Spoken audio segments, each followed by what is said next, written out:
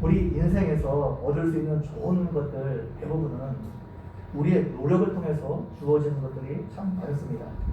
좋은 성적을 얻기 위해서 우리가 열심히 공부해야 됩니다. 돈을 많이 벌기 위해서도 열심히 돈을 벌려고 노력을 해야 됩니다. 인생에서 성공하기 위해서, 출세하기 위해서 우리는 열심히 노력하고 수고해야 됩니다. 그런데 하나님께서 우리를 통해서 맺기 원하시는 열매는 우리의 노력을 통해서, 우리의 수고를 통해서 주어지는 것이 아닙니다. 하나님의 은혜로 인해서, 하나님의 은혜를 통해서 맺어지는 열매입니다. 하나님께서 우리를 통해서 맺기를 원하시는 것은 우리의 수고와 우리의 노력과 그런 것들 통해서 얻으시는 열매가 아니라 하나님의 은혜, 우리가 하나님의 은혜 안에 거하게 될 때 자연스럽게 맺어지는 열매입니다. 오늘 본문에서 예수님은 나는 참 포도나무요, 내 아버지는 농부라 말씀하고 있습니다. 그리고 우리는 그 포도나무의 가지라 말하고 있습니다. 가지가 존재하는 목적은 열매를 맺기 위해서입니다.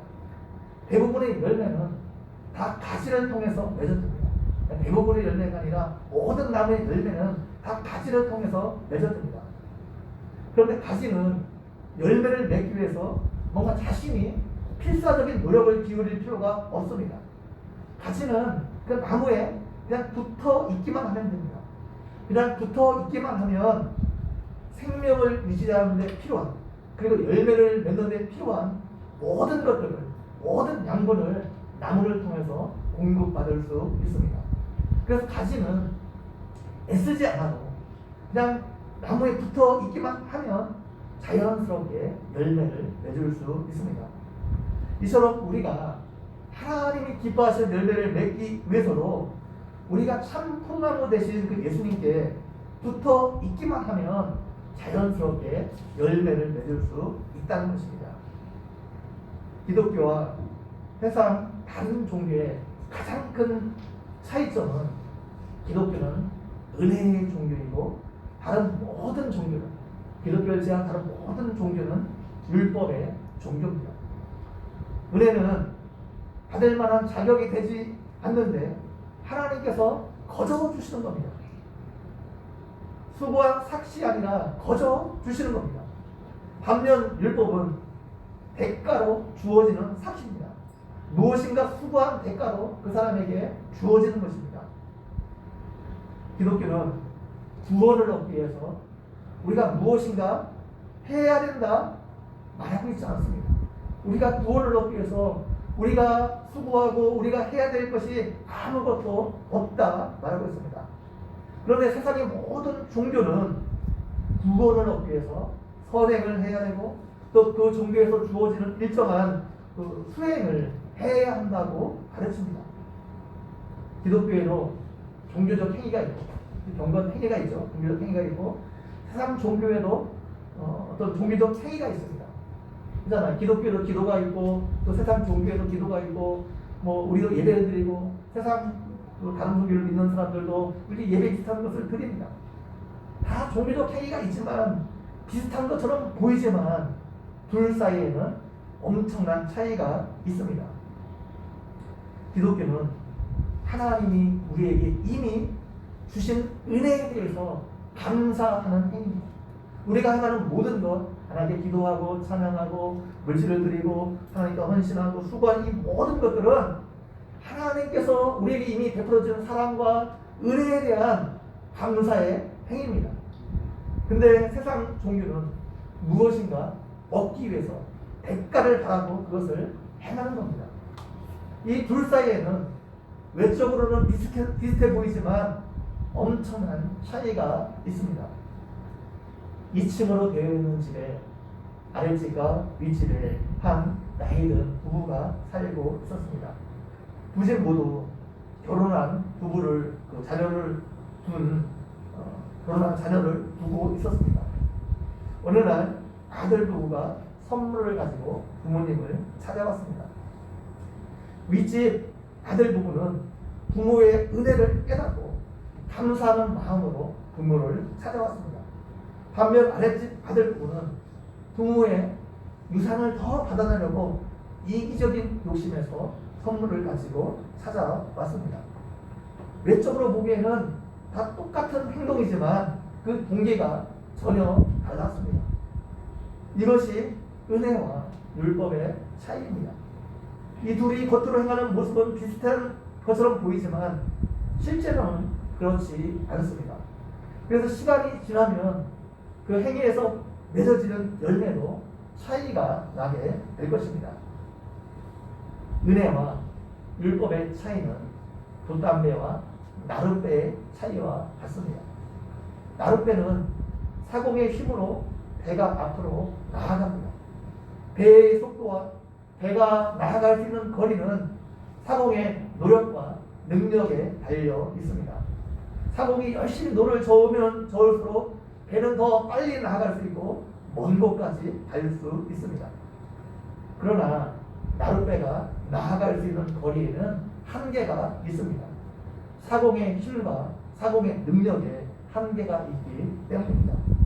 그래서 나룻배는 먼 바다를 항해할 수 없습니다. 넓은 바다로 나아갈 수 없습니다. 깊은 물가로 이 나룻배는 절대로 나아갈 수 없습니다. 단지 얕은 물가에서 그냥 맴돌 뿐입니다. 반면 돛담배는 사공의 힘으로 움직이는 배가 아닙니다. 바람에 의해서 움직이는 배입니다. 배가 얼마나 빨리 달리고 얼마나 멀리 가느냐는 사공의 힘과 사공의 능력에 달려있는 것이 아닙니다. 바람의 힘에 달려 있습니다.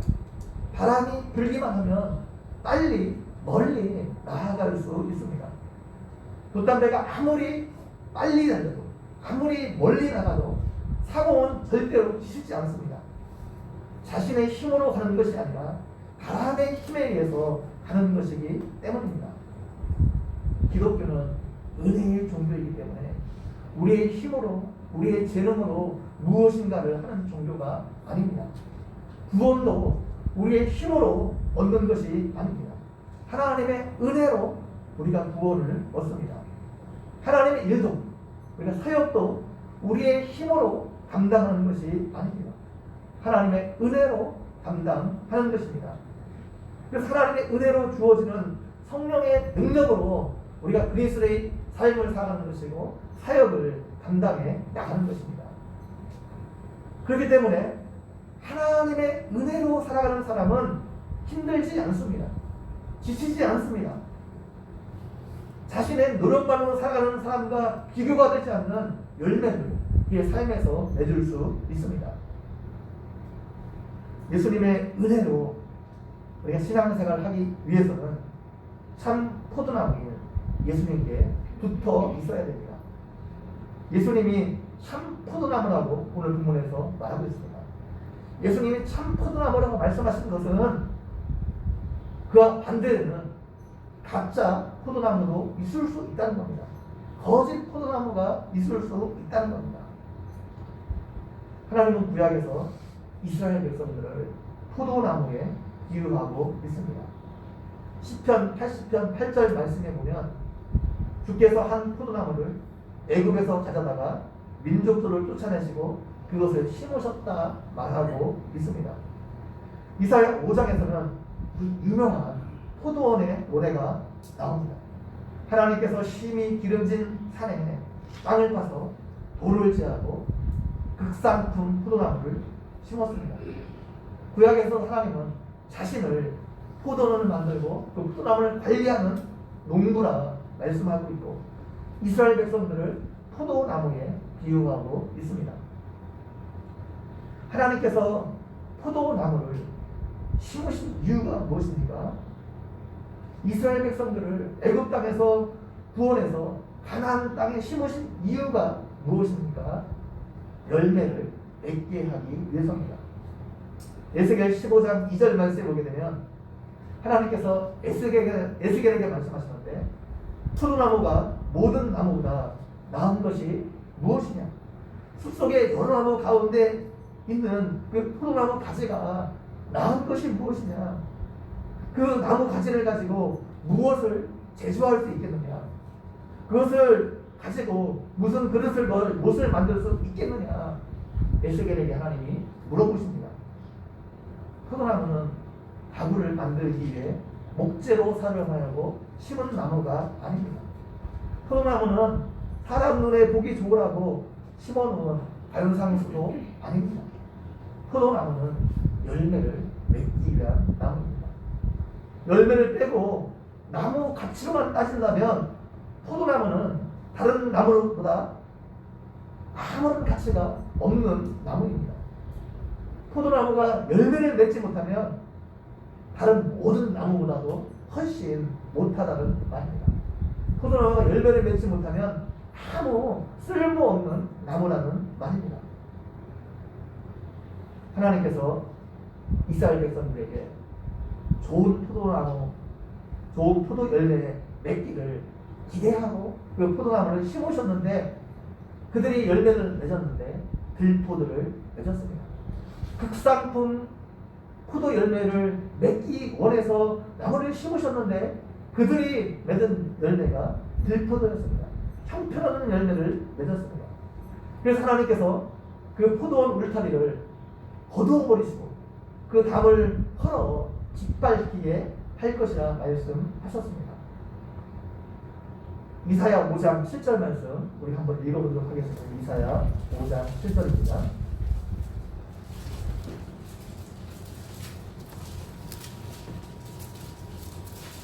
이사야 5장 7절 말씀 한번 읽어보도록 하겠습니다.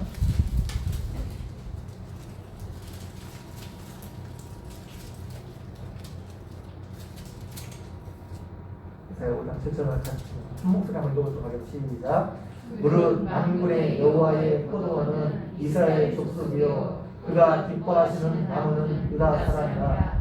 그들에게 정의를 바라셨더니 도리어 허악이요 그들에게 공의를 바라셨더니 도리어 부르짖음이었더라. 아멘. 하나님께서 이스라엘 백성들에게 공평과 정의가 있는 세상을 바라셨는데 그들이 그렇게 살지 못했다는 것입니다. 그들이 하나님을 닮아서 공평과 정의가 실현되는 사회를 원했었는데 그들이 그렇게 살지 못했습니다. 공평과 정의, 참 설명하려면 시간도 굉장히 많이 걸리는데 그냥 한마디로 말하게 되면 하나님을 사랑하고 이웃을 사랑하라는 말입니다. 한마디로 말하면. 근데 이스라엘 백성이 그렇게 살지 못했다는 거예요. 그래서 찍어버리시겠다 말씀하고 있습니다. 오늘 본문에서 예수님은 자신을 참 포도나무라 말씀하고 있습니다. 이 말씀에는 구약의 이스라엘 백성들이 참 포도나무가 아니라 자신이 참 포도나무라는 말이 내포되어 있습니다. 이스라엘 백성들은 하나님이 원하시는 열매 맺는데 실패했지만 예수님 자신은 하나님이 원하시는 열매를 맺을 수 있는 참 포도나무라 말씀하고 있습니다.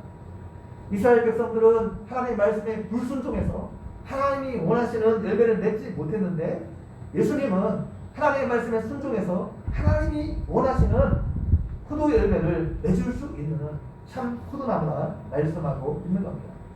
우리는 그 가지라 말하고 있습니다. 가지인 우리가 좋은 포도 열매를 맺는 방법은 참 포도나무인 예수님께 붙어 있는 겁니다. 예수님과 동행하는 겁니다. 예수님과 연합을 이루는 것입니다. 그렇게 나무와 가지가 하나가 되면 가지는 저절로 열매를 맺을 수 있습니다. 열매를 맺기 위해서 우리가 억지로 애쓸 필요가 없습니다. 노력할 필요가 없습니다. 단지 예수님께 붙어 있기만 하면 저절로 열매를 맺을 수 있습니다. 가지가 다른 나무에 접붙임을 하게 되면 바로 그해 열매를 맺을 수 있는 것은 아닙니다. 보통 접붙임을 하게 되면 3년에서 5년의 그런 시간들이 걸린다고 합니다. 그 가지 안에 있는 원래의 진액이 다 빠져나가고 그 접붙임을 당한 그 나무의 진액을 받아서 온전한 열매를 맺기까지는 보통 시간이 걸린다고 합니다. 우리가 예수님을 믿고 영접했다고 해서 바로 하나님이 원하시는 열매를 맺을 수 있는 것은 아닙니다. 그럼 시간이 걸립니다. 우리 안에 들어있는 그런 본성이 사라지게 되고 참 풍랑이 예수님의 본성이 우리 안에서 나타나기까지는 시간이 걸릴 수 있습니다. 그러나 분명한 것은 예수님을 믿고 예수님을 영접한 사람, 예수님 안에 접붙임을 당한 사람은 반드시 하나님이 기뻐하시는 열매를 맺게 되어 있습니다. 시간의 차이가 있을 뿐이지, 정도의 차이가 있을 뿐이지, 반드시 예수님께 접붙임을 당한 사람은 그에 합당한 열매를 맺게 되어 있습니다. 예수님께 연결되었기 때문입니다. 따라서 예수님을 믿고 가진 우리가 맺는 모든 열매는 우리가 이루어낸 결과물이 아닙니다. 나무가 열심히 생산해낸 결과물이지. 그래서 나무가 열심히 일하고 그래서 양분을 가지에 공급해줘서 그 가지가 열매를 맺은 것이지 절대로 가지의 힘으로 가지의 노력으로 맺은 것이 아닙니다. 포도나무인 예수님이 만들어낸 결과입니다. 그래서 우리가 맺은 어떤 선한 결과물, 선한 열매는 다 예수님이 우리 안에서 만들어낸 열매입니다. 예수님께서 우리 안에서 옛사람의 소욕을 죽게 하시고 새 사람의 소욕으로 살게 하심으로 좋은 열매를 맺게 하신 겁니다. 그리고 우리 삶에서 여러 가지 맺어진 모든 좋은 열매는 근본적으로 예수님께서 우리를 통해서 맺게 하신 겁니다. 그래서 우리가 무슨 선한 열매를 맺었다고 해서 그것 때문에 자랑할 필요가 없습니다. 그것 때문에 교만해질 필요가 없습니다. 왜냐하면 근본적으로 그것은 우리 안에서 예수님께서 그것을 내주신 것이기 때문입니다. 예수님은 열매를 보고 그 나무가 어떤 나무인지 안다 말씀하셨습니다. 좋은 나무가 나쁜 열매를 내줄 수 없고 나쁜 나무가 좋은 열매를 내줄 수 없다는 것입니다.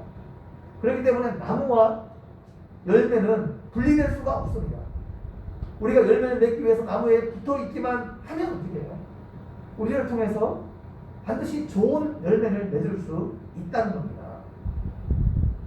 그렇다면 우리가 예수님 안에 거한다는 의미가 무엇입니까? 예수님 안에 붙어 있는다는 의미가 무엇입니까? 우리가 예수 그리스도 안에 있다는 말이 무슨 뜻입니까?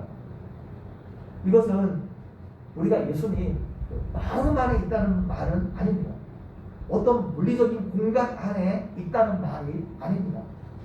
사랑하는 연인을 위해서 너 내 안에 있다. 이 말은 상대방이 내 마음에 들었다는 말입니다. 상대방을 좋아한다는 말입니다. 그래서 너 내 안에 있다. 이 말은 그 사람 항상 마음에 품고 그 사람을 생각하고 있다는 말입니다.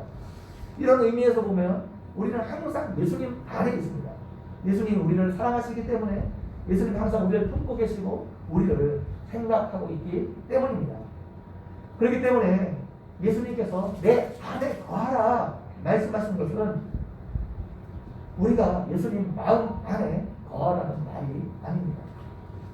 내 안은 예수님의 어떤 마음이 아니라 예수님과 관계된 어떤 일정한 영역을 가리키는 말입니다. 그래서 예수님의 거하라는 말은 예수님과 관계된 어떤 일정한 영역이 있는데 그 영역 안에 들어가는 것을 말합니다. 예수님 안에 거한다는 말을 사도 바울은 두 가지로 표현하고 있습니다. 하나는 그리스도 안에 있다는 말이고 다른 하나는 주 안에 있다는 말입니다.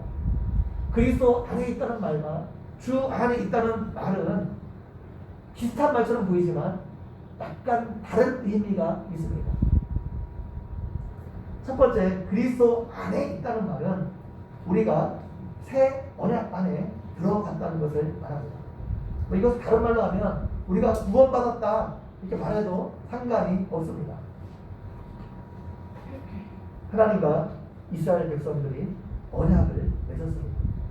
언약은 이스라엘 백성들과 하나님의 백성 사이에 맺은 독점적이고 배타적이고 특수한 관계를 보여주는 말입니다. 언약 관계에 들어갔다는 말은 하나님이 이스라엘 백성들의 하나님이 되셔서 그들의 모든 필요를 채워주시고 그들을 보호해주시고 인도해 주시겠다는 의미가 있습니다. 하나님께서 이스라엘 백성들에게 하나님 노릇해 주겠다는 의미입니다. 이스라엘 백성들은 이 하나님께 복종하고 감사하며 찬양하는 삶을 사는 것을 말합니다. 이 언약 관계를 유지하기 위해서는 하나님 편에서는 하나님께 사실 일이 있고 이스라엘 백성 편에서 이스라엘 백성들이 해야 할 일이 있습니다. 뭔가 우리가 계약을 맺고 다른 사람과 약속을 하게 될 때 그 약속 관계가 이어지기 위해서는 상호 간에 해야 될 의무가 있는 것처럼 하나님과 이스라엘 백성들 사이에 해야 될 의무가 있습니다. 이 언약 관계를 유지하기 위해서 이스라엘 백성들이 행해야 될 것이 바로 율법입니다. 율법을 이스라엘 백성들이 지키지 못하면 죄를 짓게 되고 그러면 언약 관계가 파괴되는 것입니다. 이것을 방지하기 위해서 주신 것이 제사 제도입니다. 율법을 지키지 못하고 죄를 짓게 되면 제사를 통해서 죄 용서를 받고 하나님께 나아갈 수 있었습니다. 하나님과 이 언약 관계가 계속해서 유지될 수 있었습니다. 그런데 문제는 구약에서는 뭐예요? 이것이 무한 반복되었습니다. 죄를 지으면 다시 그 제사를 드려야 되고 그래서 하나님과 유지되어지고 또 죄를 지으면 또 제사를 드려야 되고 이것이 계속 반복되었습니다. 이 문제를 근본적으로 해결하기 위해서 성자 하나님이신 예수 그리스도가 인간이 되셔서 직접 이 땅에 오셨습니다.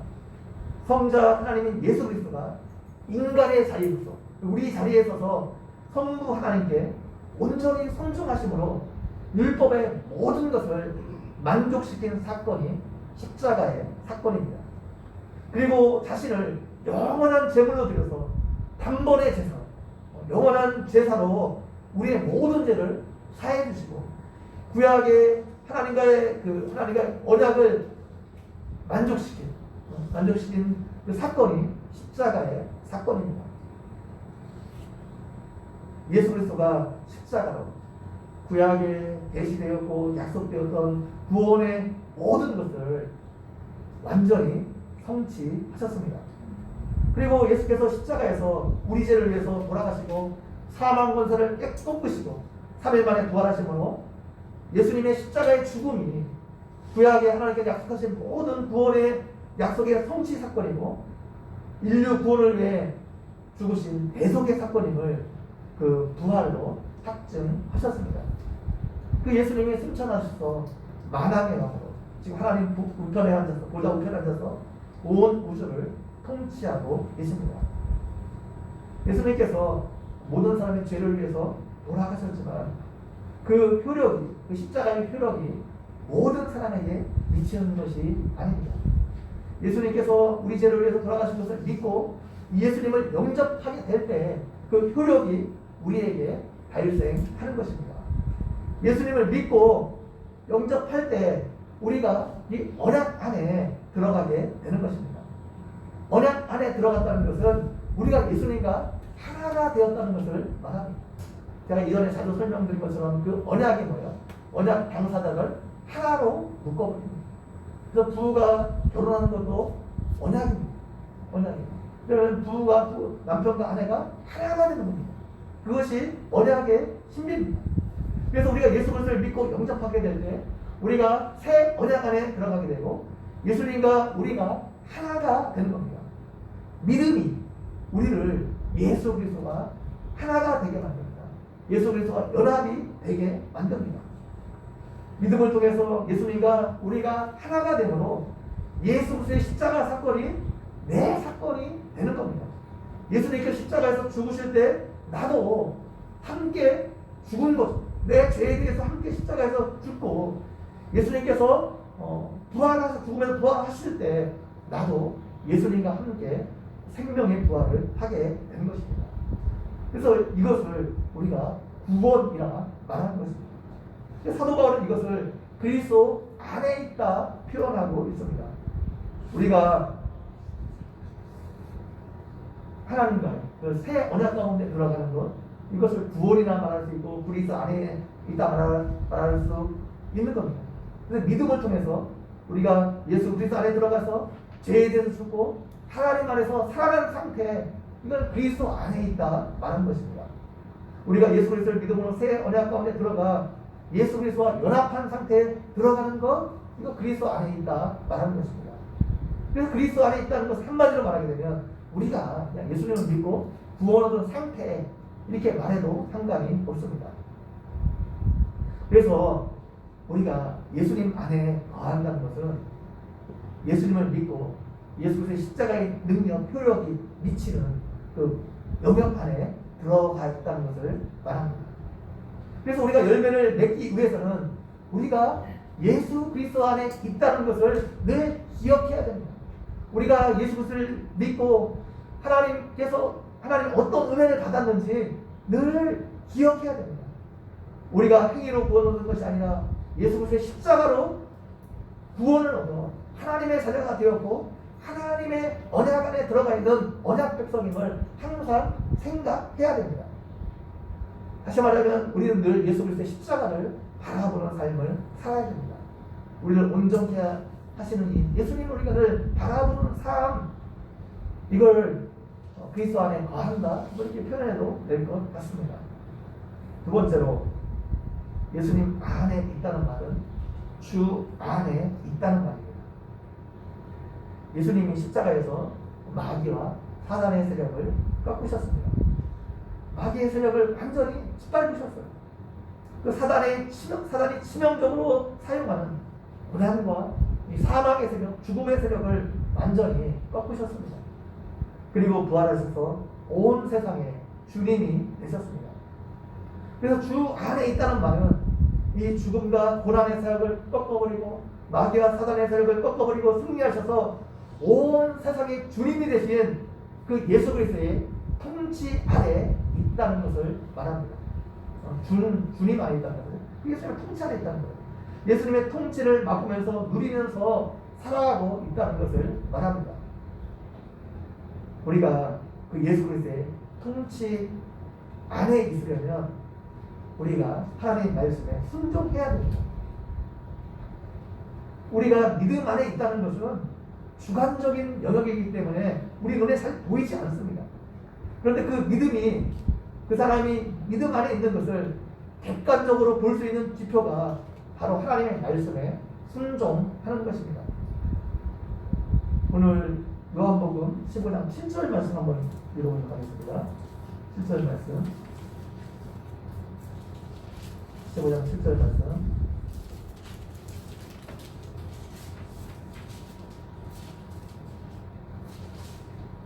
15장 7절 같이 읽어보도록 하겠습니다. 시작. 너희가 내 안에 거하고 내 말이 너희 안에 거하면 무엇이든지 원하는 대로 구하라. 그리하면 이루리라. 아멘. 우리가 예수님 안에 거하는 것과 예수님의 말씀이 우리 안에 거하는 것과 같다 말씀하고 있습니다. 예수님 안에 우리가 거하는 것은 곧 예수님의 말씀이 우리 안에 거하는 것이나 7절에서 말씀하고 있습니다. 10절 말씀을 보게 되면 내가 아버지의 계명을 지켜 그의 사랑 안에 거하는 것 같이 너희도 내 계명을 지키면 내 사랑 안에 거하리라 말씀하고 있습니다. 결국 사랑 안에 거한다는 것은 예수님 안에 거한다는 건데, 이건 뭐예요? 예수님의 계명을 지키는 것, 그 말씀에 순종하는 것, 이것이 예수님 안에 거한다는 것. 사도 바울의 표현대로 하면 주 안에 거하는 겁니다. 하나님의 통치 아래 거하는 것을 말합니다. 이때 우리는 열매를 맺을 수 있다는 겁니다.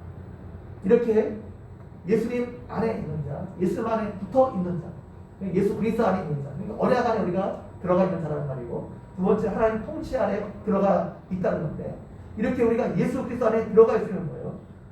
마치 시냇가에 심기운 나무와 같습니다. 시냇가에 심기운 나무는 시절을 쫓아 과실을 맺고 그 잎사귀가 마르지 아니합니다. 그 물이 풍성한 시냇가에 뿌리를 내리고 있기 때문에 가뭄이 와도 그것 때문에 영향을 받지 않습니다.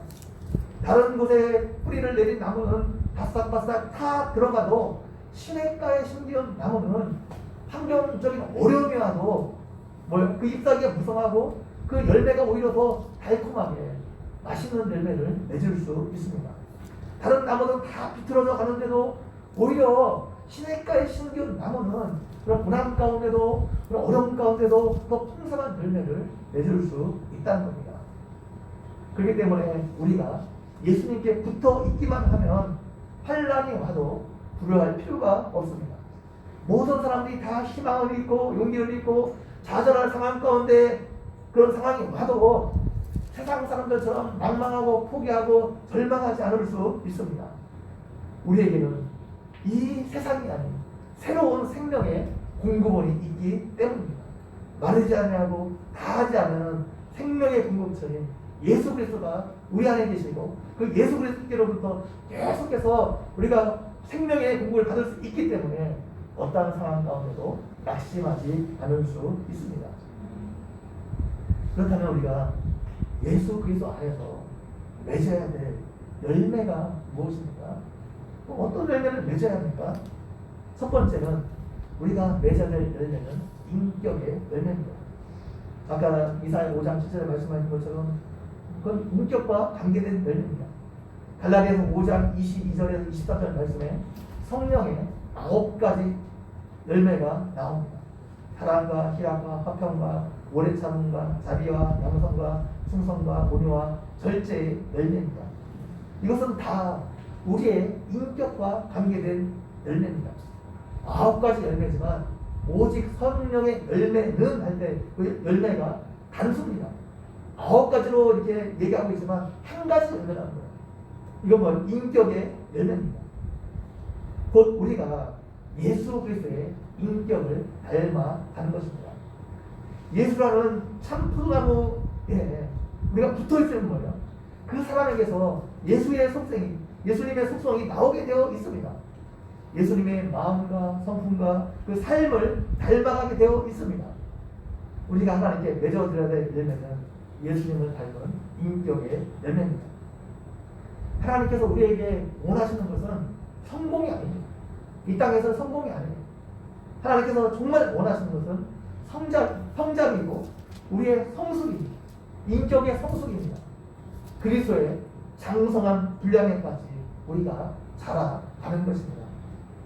두 번째로 우리가 맺어야 될 열매는 사역의 열매입니다. 우리는 이 땅을 살아가면서 우리가 해야 될 일이 있습니다. 하나님께서 우리에게 맡겨준 일이 있습니다. 이것을 사명이라고 말합니다. 사명은 정말 다양합니다. 우리의 직업이 사명일 수 있고 어떤 봉사의 일이 사명일 수 있습니다. 우리가 자녀를 양육하는 것도 사명이고 가정에서 부모의 역할을 하는 것도 사명입니다. 직장에서 우리에게 주어진 일을 하는 것도 사명입니다. 여러 사명 중에서 가장 중요한 것은 우리에게 주어진 복음을 전하는 일입니다.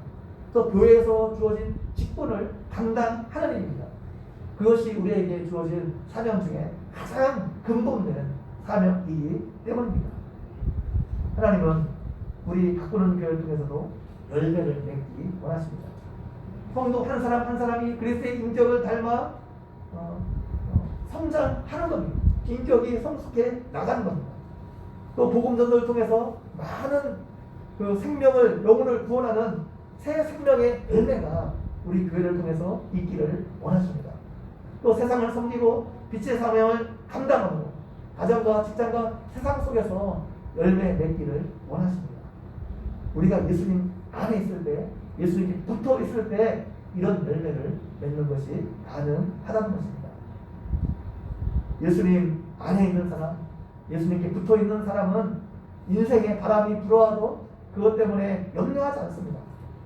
돛담배는 바람이 불면 더 빨리 목적지에 도달할 수 있는 것처럼 고난의 바람이 우리에게 불어오게 되면 하나님이 원하시는 목적지에 우리가 더 빨리 도달할 수 있습니다. 그래서 예수님 안에 있는 자는 바람이 세게 불면 세게 불수록 우리 삶 가운데 고난이 많으면 많을수록 뭐예요? 하나님이 원하시는 목적지에 더 빨리 도달할 수 있습니다. 우리가 예수님을 믿으면서도 낭만하는 것은 우리가 주 안에 있지 않기 때문입니다. 주님 안에 거하고 있지 않기 때문에 바람이 불 때 바람이 분다고 오히려 짜증나고 불평하고 좌절하는 것입니다. 예수님 안에 있는 자는 어떠한 상황 가운데서도 감사하게 되어 있습니다. 어떠한 상황 가운데서 예수 안에 있는 자는 기뻐하게 되어 있습니다. 오늘 11절 말씀해 보게 되면 내가 이것을 너희에게 이름은 내 기쁨이 너희 안에 있어 너희 기쁨을 충만하게 하려 함이라 말씀하고 있습니다. 그럼 사도 바울은 어떤 상황 가운데 있어도 기쁨을 잃지 않았어요. 그래서 빌립보서를 쓰면서 뭐예요? 기뻐하라. 주 안에서 기뻐하라. 이 말을 얼마나 많이 강조하고 있는지 모릅니다. 자신은 비록 지금 감옥에 갇혀 있어도 자신 안에 기쁨이 충만하다는 거죠. 그래서 주 안에 있는 사람, 예수 그리스도 안에 있는 사람은 어떠한 상황 가운데서도 기쁨을 빼앗기지 않을 수 있습니다. 예수님 안에 거할 때만이 기도 응답의 축복을 경험할 수 있습니다. 너희가 내 안에 거하고 내 말이 너희 안에 거하면 무엇이든지 원하는 대로 구하라. 그래야면 이루시겠다 약속하고 있습니다. 우리가 예수님 안에 거할 때, 예수님 말씀에 순종할 때 우리의 기도가 막히지 않고 응답받을 수 있습니다. 우리가 아무리 열심히 구해도 얻지 못하는 것은 우리의 기도가 막혀있기 때문입니다. 열심히 기도하는 것이 중요합니다. 그러나 더 중요한 것은 먼저 막혀있는 것을 뚫는 것이 훨씬 더 중요합니다. 변전소에 아무리 많은 전기가 있어도 그 전기를 우리에게 보내주고 싶어도 중간에 전선이 끊어져 있으면 그 전기가 우리에게 도달할 수 없습니다. 그 전기와 우리가 아무 상관이 없습니다. 하나님이 아무리 부유하셔도 우리가 예수님 안에 거하지 않으면, 예수님께 붙어있지 않으면 그 하나님의 부유가 우리와 아무런 상관이 없습니다. 먼저 그 전선을 붙이는 것이 필요합니다. 우리가 예수님 안에 거하는 것이 필요합니다. 예수님을 믿고 의지하는 것이 필요합니다. 예수님 말씀에 순종하는 것이 필요합니다. 열매는 우리의 노력으로 맺는 것이 아닙니다. 우리가 예수님 안에 있으면, 예수님께 붙어 있으면 자연스럽게 저절로 맺혀지는 것입니다. 여러분이 믿음 안에 있고 말씀에 순종하는, 하나님 의지하는 삶을 살게 되면 삶의 열매는 저절로 맺혀지게 되어 있습니다. 여러분이 그리스도 안에 있고 예수님 안에 있으면, 그 예수님의 은혜 안에 있으면 여러분은 저절로 열매를 맺을 수 있습니다. 이 은혜가 오늘 예배 참석한 여러분 모두에게 임하고 여러분의 삶에서 하나님이 기뻐하시는 풍성한 열매를 맺으며 하나님께 영광 돌리는 삶을 살아가는 여러분 모두가 되기를 주님의 이름으로 간절히 축원드립니다. 좀 기도드리겠습니다. 하나님 아버지, 오늘 말씀을 통해서 우리에게 은혜 베풀어 주신 것 너무나 감사합니다. 우리가 예수 그리스도 안에 있지 않으면, 우리가 예수님께 붙어 있지 않으면 아무런 열매를 맺을 수가 없는데, 늘 예수님께 붙어 있으면 하나님께서 우리를 내게 주신 은혜가 무엇인지 늘 기억하고, 십자가를 통해서 우리에게 주신 은혜와 구원이 무엇인지 늘 기억하고 예수 그리스도 안에 있게 도와주시고, 또 우리가 하나님의 말씀에 순종함으로 하나님의 통치 안에 거함으로 우리를 통해서 하나님이 기뻐하시는 풍성한 열매를 맺는 삶이 되어줄 수 있도록 함께해 주시기를 원합니다. 감사합니다. 예수님의 이름으로 기도드리옵나이다. 아멘.